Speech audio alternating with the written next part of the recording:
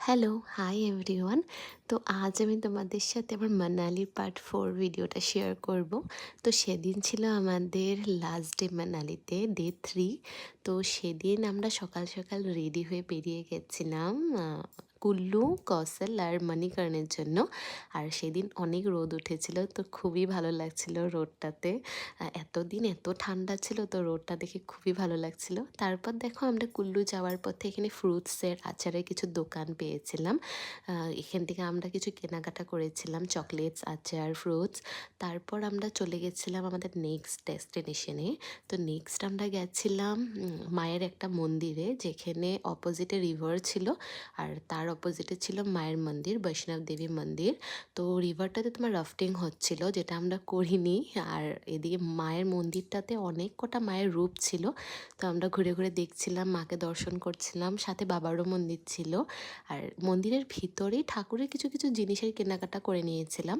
আর এদিকে দেখো আমরা তারপরে বেরিয়ে কৌশলে আন্টি একটার থেকে ম্যাগি খেয়েছিলাম, পারো আন্টির থেকে। খুবই টেস্টি ছিল, আর আন্টিটাও খুব কিউট।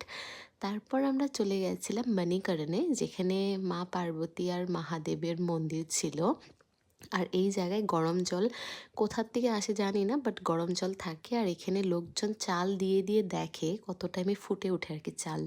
আর বাবা মার মন্দিরের সাথেই ছিল গুরুদ্বারা, তো সেখানেও আমরা গেছিলাম একসাথেই। দর্শন করে আমরা বেরিয়ে গেছিলাম। আর অনেকটা জাম ছিল, তো আমাদের রুম পৌঁছতে পৌঁছতে অনেকটাই লেট হয়ে গেছিলো।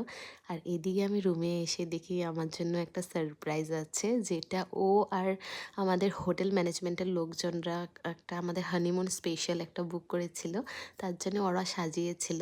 আর এত সুন্দর সাজিয়েছিল, খুবই ভালো লাগছিল আমার। আর আমি অজান্তি হয়েছিল, পুরোটা সারপ্রাইজ ছিল।